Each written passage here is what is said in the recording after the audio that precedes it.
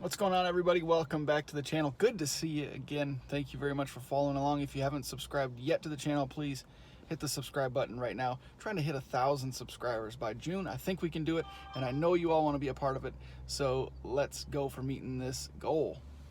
I'm considering doing a little drawing for maybe a t-shirt and some stickers for the first 500 subscribers. So if you're interested in any of those things, go ahead and hit the subscribe button right now. You want to be one of the first 500. You'll automatically be entered into that drawing. So we're at about 300 right now. We're closely approaching 300, so jump in while the spots are available.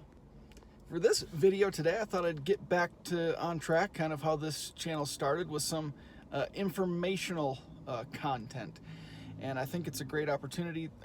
Over the last several days on the Facebook groups or on the forums, or even some comments on the different YouTube channels, there seems to be a little bit of confusion, or a little maybe lack of knowledge or information when it comes to catalytic converters, high flow cats, test pipes, resonated test pipes, that type of stuff, in terms of what actually they are, what they do, and how they impact performance, and things of that nature. So I thought I would address that today, so let's get started.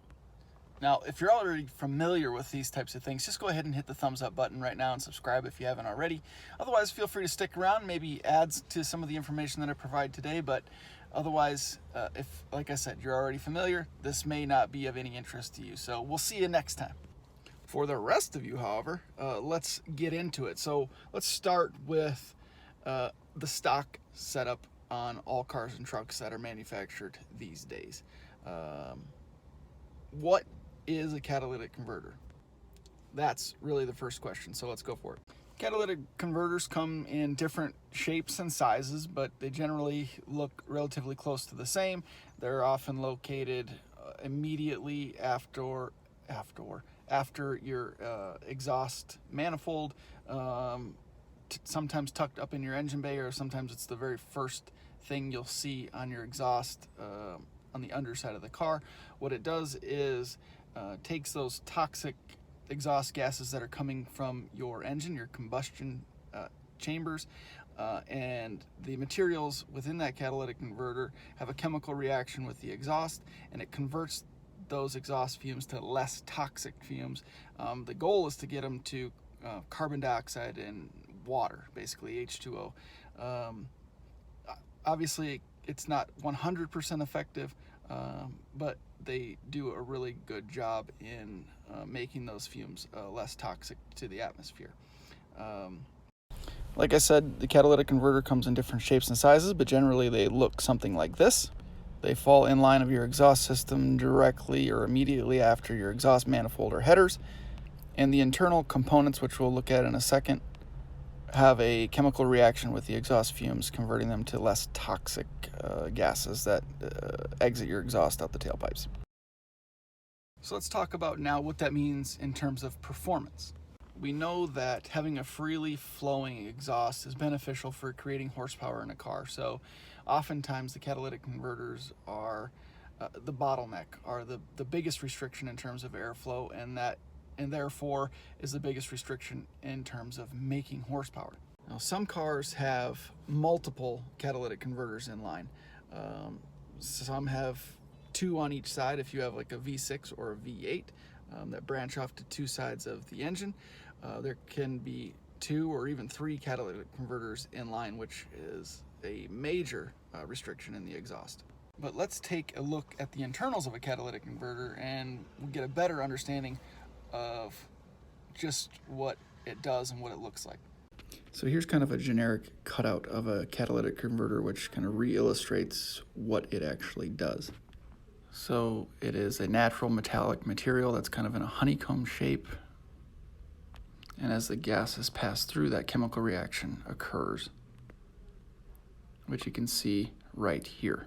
So you have your hydrocarbon gases, your carbon monoxide, and nitrogen oxide passing through those honeycombs, which is converted to H2O and carbon dioxide. But what you can really see in these images is how restrictive a catalytic converter is. You can literally look through one end and not see daylight through the other. So although they play an important role in emissions, they have a serious impact on performance. So you can really see how having just one of these in line of our exhaust system dramatically decreases the flow. The question becomes then, how can we open up the flow of our exhaust a little bit better? The first option, and a good option, is replacing these catalytic converters with high flow catalytic converters. So let's take a look at those. Generally, high flow catalytic converters, or high flow CATs, are smaller in length, requiring the exhaust fumes to pass through much less of that catalyst material, which helps increase flow. And then that honeycomb metallic material, that catalytic material inside the catalytic converter, is much less dense, which allows gases to flow more freely. You can see in the image on the right how densely packed a typical catalytic converter is, while the material in the left image of the high flow catalytic converter is much less densely packed. So that's definitely going to help free up some exhaust flow, but it's also going to allow you to pass inspections or continue to pass emissions inspections. Every state has different rules and regulations and different requirements, so make sure you check into those before you go this route. But I'll put a link in the description below to some high flow catalytic converter options. Some of them are just generic options, which you can just weld in replacement of your current catalytic converters, but some are manufactured specifically for different vehicles. In this case, I'll share some options for the Infiniti Q50 platform, the 3.7 liter engine in particular. Now, how do you free up even more airflow or exhaust flow? There are a couple options available, but they are not street legal, so keep that in mind. So the first option here would be a resonated test pipe.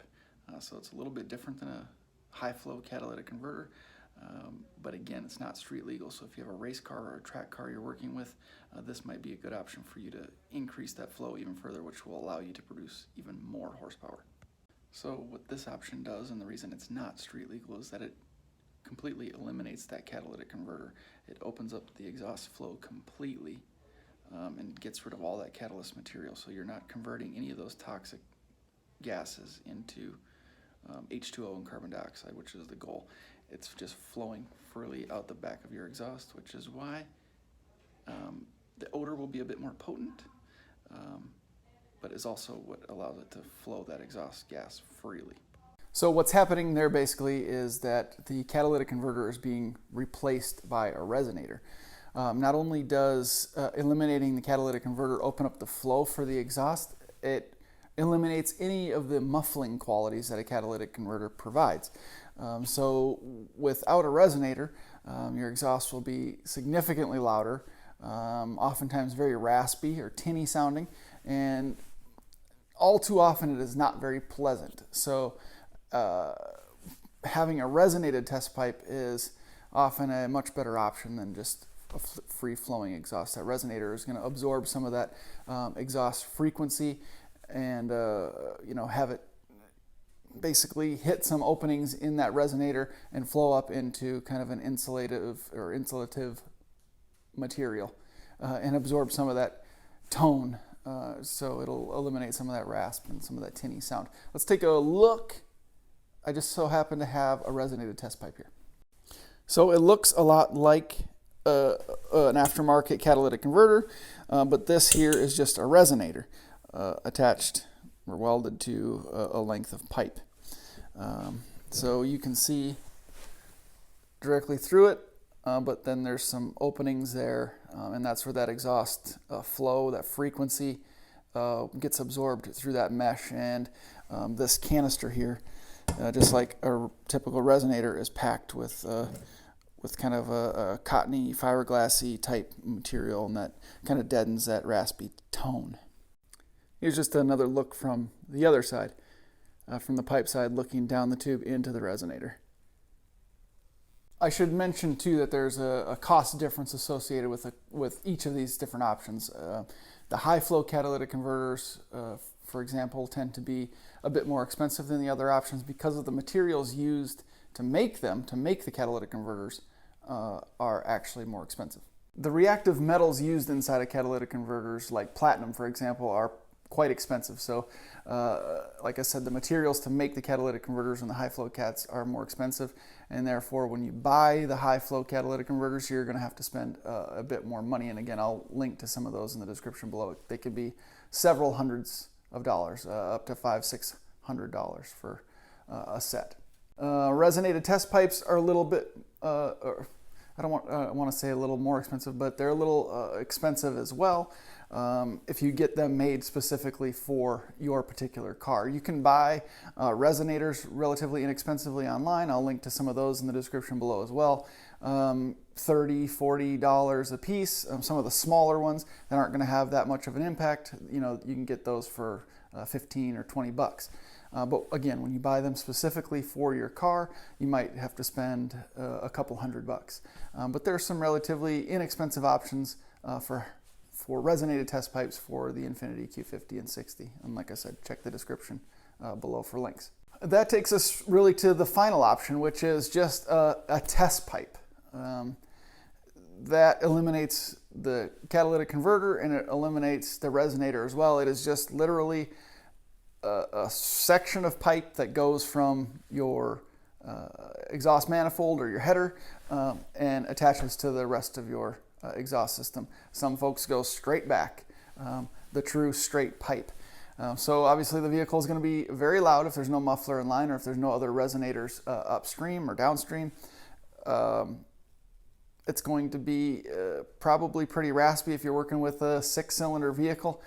Some of the older V8 cars sound halfway decent. Maybe they'll throw on an off-road X pipe or an H pipe or something like that that eliminates the catalytic converters, but allows the exhaust flow to cross over and comes up with a nice rowdy growl. But if you're driving a Q50 or Q60 with this 6-cylinder engine, they don't often sound very good when all resonators and all catalytic converters and mufflers are removed. It's just not a good sound. Trust me on that one. So just for a visual, this is a test pipe. It takes the place of the catalytic converter, and then this is a resonator. So imagine just a straight test pipe, no resonator in line. It's just one continuous, even piece of pipe. So there's nothing in line to absorb any of that crazy loud exhaust frequency. It's just flowing straight through the car. Pretty self-explanatory. So that's going to be your loudest option. It's going to be your highest flowing option, and it's also going to be your least expensive option. Depending on what make and model you're driving, Q50, for example, a pair of straight test pipes you can get for $125 probably online, $150. So if you want to go that route, or it's simply a track car and you're trying to make as much horsepower as possible, that might be a good route for you to go. But again, eliminating the catalytic converter is illegal, I believe, in every single state unless your car is over a certain age. So be conscientious and think about that before you make any of these changes to your exhaust system. High flow cats work pretty well these days, but again, getting around a check engine light or passing smog inspection in your state or your area, it has got to be one of your priorities and one of your things to think about. So just keep that on the top of your head.